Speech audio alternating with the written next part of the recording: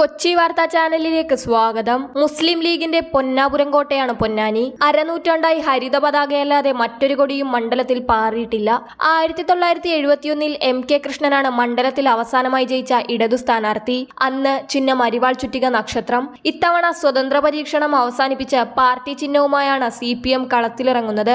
Record ഭൂരിപക്ഷമാണ് കഴിഞ്ഞ തവണ മണ്ഡലത്തിൽ ലീഗ് നേടിയത്. ഇത്തവണ കളം മാറുമെന്ന് CPM-ഉം കളിയേറെ കണ്ടതാണെന്നും ലീഗും ആണയിടുന്നു.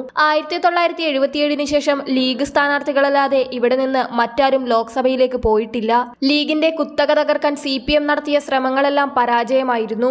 UDF കടപുഴകിയ 2004 തിരഞ്ഞെടുപ്പിലും UDF-നെ ചേർത്തു പിടിച്ച ഒരേയൊരു മണ്ഡലമാണ് പൊന്നാനി. തിരൂരങ്ങാടി, താനൂർ, തിരൂർ, കോട്ടയ്ക്കൽ, തവനൂർ, പൊന്നാനി നിയമസഭാ മണ്ഡലങ്ങൾക്ക് പുറമെ പാലക്കാട് ജില്ലയിലെ തൃത്താല അടക്കം 7 നിയമസഭാ മണ്ഡലങ്ങളാണ് പൊന്നാനി ലോക്സഭയിലുള്ളത്. നിലവിൽ 7 നിയമസഭാ മണ്ഡലങ്ങളിൽ 4 LDF-നൊപ്പമാണ്. ലീഗ് 3 മാത്രം. മണ്ഡലങ്ങളിലെ വികസന പ്രവർത്തനവും ജനകീയ ഇടപെടലുകളും കരുത്താകുമെന്നാണ് ഇടതുപക്ഷത്തിന്റെ വിലയിരുത്തൽ. 2019 ഒഴികെ പൊന്നാനിയിൽ ഓരോ തിരഞ്ഞെടുപ്പിലും വോട്ട് വിഹിതത്തിലുണ്ടാകുന്ന കുറവാണ് ലീഗിന്റെ ആശങ്ക. മുൻകാലങ്ങളിൽ നിന്നും വ്യത്യസ്തമായി മലപ്പുറം ജില്ലയിലെ രാഷ്ട്രീയ കാലാവസ്ഥ ഇടതുപക്ഷത്തിന് അനുകൂലമായതിനാൽ വിജയം ആർക്കൊപ്പം നിൽക്കുമെന്നത് കാത്തിരുന്നു കാണണം. 2009 ഇന്നത്തെ പൊന്നാനി ലോക്സഭാ മണ്ഡലം രൂപം കൊള്ളുന്നത്. ഇതിനുശേഷം നടന്ന 3 തിരഞ്ഞെടുപ്പിലും കേരളത്തിലെ മുന്നണി രാഷ്ട്രീയത്തിലെ പരീക്ഷണശാലയായിട്ടാണ് പൊന്നാനി അടയാളപ്പെട്ടത്.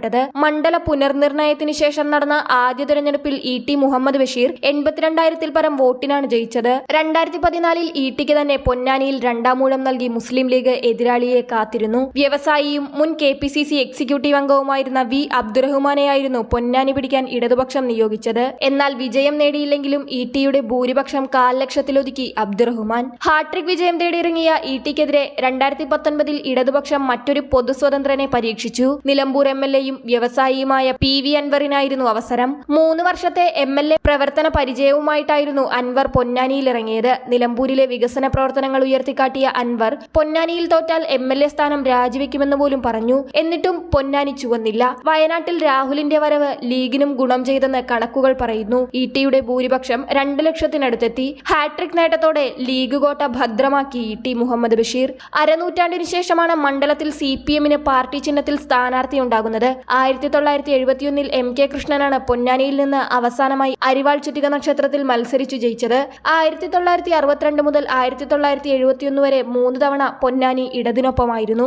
MK കൃഷ്ണനെ കൂടാതെ ഇമ്പിച്ചി ബാവയും CK ചക്രപാണിയും വിജയിച്ചു. BJPക്ക് സംസ്ഥാനത്തെ കാര്യമായ സ്വാധീനമില്ലാത്ത മണ്ഡലങ്ങളിലൊന്നാണ് പൊന്നാനി. CPM-ഉം ലീഗും തമ്മിലാണ് ഇത്തവണത്തെ പോരാട്ടം. കേന്ദ്ര സർക്കാർ വിരുദ്ധ നിലപാടുകളാണ് ഇരുകൂട്ടരും ഉയർത്തിപ്പിടിക്കുന്നത്. ഇത്തവണ പൊന്നാനി കാക്കാൻ പുതിയ ആളെയാണ് ലീഗ് കളത്തിലിറക്കിയിരിക്കുന്നത്. അതിജീവനത്തിന്റെ പോരാട്ടത്തിൽ ജനം എങ്ങോട്ട് ചായുമെന്ന് കാത്തിരുന്നു കാണണം. LDF തുടരുന്ന പരീക്ഷണങ്ങളുടെ വിജയം ഇത്തവണയും ആവർത്തിക്കുമോ എന്ന് കണ്ടറിയണം. ഇടതു തരംഗത്തിൽ പോലും ഒപ്പം നിൽക്കാത്ത മണ്ഡലത്തിൽ ഹരിത പതാക തന്നെ ഉയർന്നു പാറുമെന്ന ലീഗും അട്ടിമറി വിജയം ഉണ്ടാകുമെന്ന് CPM-ഉം പ്രതീക്ഷിക്കുന്നു.